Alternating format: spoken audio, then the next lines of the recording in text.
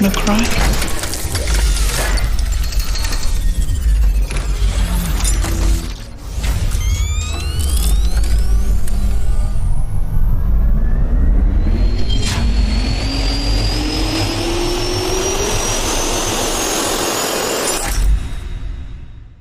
Hello, welcome back to the channel. Okay, I've been wanting to make this video for a while now.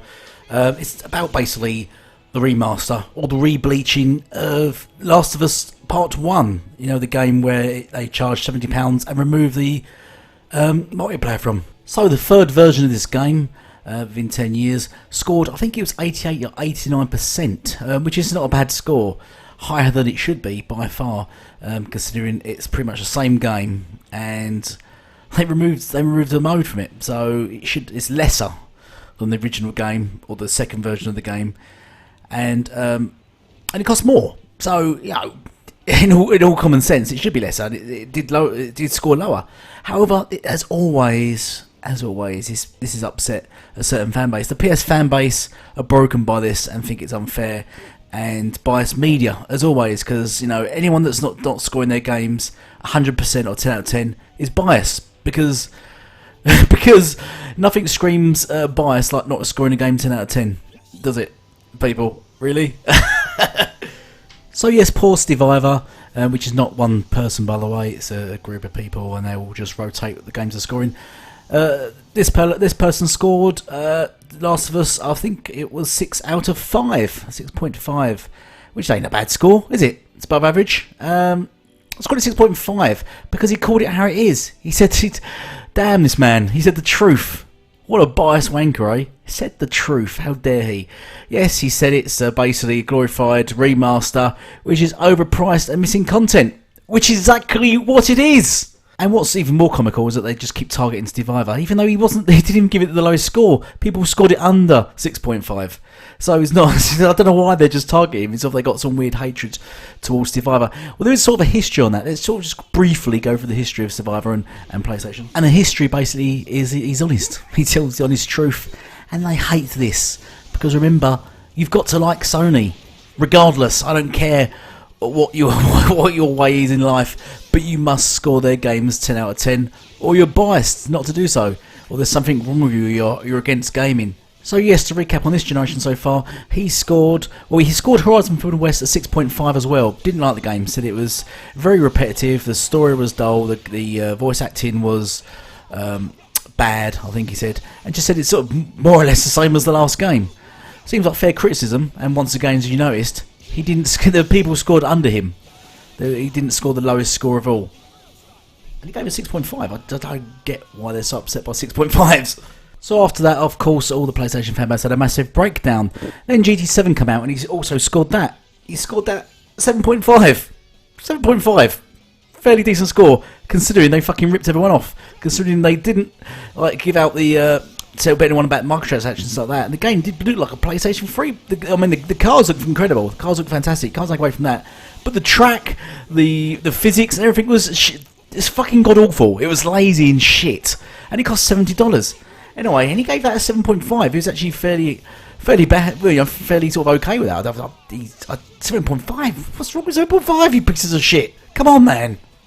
Either you got a lazy eye or lack of respect. Which is it, boy?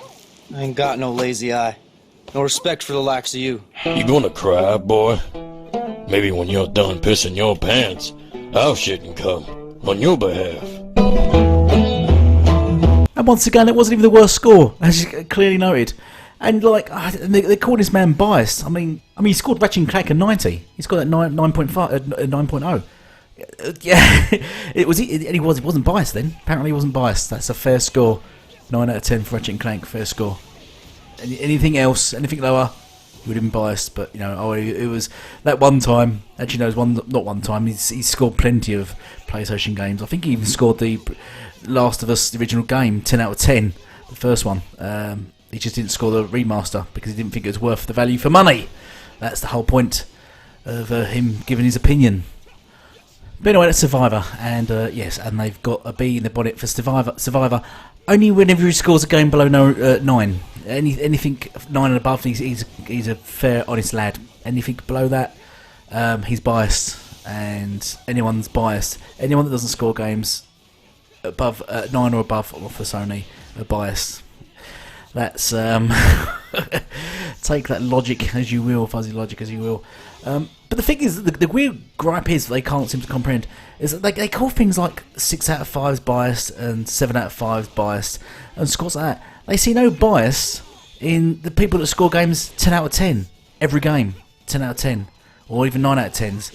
When you got people like IGN, you get a PlayStation game drops. I mean, Metacritic's broken across the board. Don't get me wrong; the whole system is broken. That's why I sort of mock it really, because it's funny that people just pull out certain games that don't suit their narrative and go, "Oh, now he's biased." The whole system's broken, right? When you get a load of people, it's like, as I was saying, IGN. You get IGN scoring. You can use The Last of Us example. I'm not saying this is what they scored it. They scored The Last of Us 10 out of 10. Then you get IGN France scoring it 10 out of 10. Then IGN Spain 10 out of 10. IGN UK 10 out of 10. IGN my mate's dad 10 out of 10. IGN my dog 10 out of 10. All these random IGN things come up and score Sony games 10 out of 10. Xbox game drops. Where are all these IGN channels? They're just not around to be seen. You just might get IGN occasionally pop up and go, yeah, here's a 7 out of 10. Other than that, all these IGN channels, like all these random channels that pop up for PlayStation games, all suddenly pop up out of nowhere. Yeah, 10 out of 10, 10 out of 10, 10 and then vanish into obscurity for other games, for any other game. This is why you notice PlayStation games have double to triple the amount of reviews that Xbox games have, because they all have people just come out of the woodwork just giving 9s and 10s for the games. It's odd that they don't see the bias in that. It's odd that they can look at that and go, yeah, 10 out of 10, 10 out of 10. Yeah, there's no bias whatsoever in that. And they even look at broken games like GT7 when it launched. It didn't even work. The servers went down. It could be played offline. It didn't even work. They're giving 10 out of 10. What? What's the other one? Games like No Man's Sky. It was digital downloaded, gave it, which is missing tons of content, was just broken and crashing. 10 out of 10. Days Gone, which launched, and if you had a load of glitches and issues, and that 10 out of 10. It's just, there's the bias, and that's why until this is fixed, that kind of system is fixed, the whole thing's broken and biased. So I don't know what you're crying about when you get one fella that doesn't even give it the lowest score, biased, and just start to just go at him on Twitter and social media and try doxing him and things like that. It's pathetic. So yes, I just wanted to get that off my chest. I was meant to mention this, talk about this for a while back, but I forgot basically. And then someone else brought it up on Twitter the other day, just crying and whining about Steve Ivor and how biased he is compared to everyone else. You can just get on with it, deal with it, right? He's not the worst person playing it. If you actually read the review, he's fair. He's objective and fair. The problem is you're not. In most of these cases, the person reading the review and taking it poorly is the person that's biased, and they're not being objective, and they're not being true to themselves.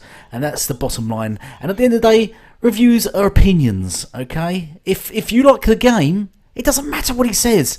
It's irrelevant. So just play your games and enjoy them. Anyway, thank you all for watching. Hope you enjoyed the video. Wanted to keep it short and sweet. Look out for my next video, and goodbye for now.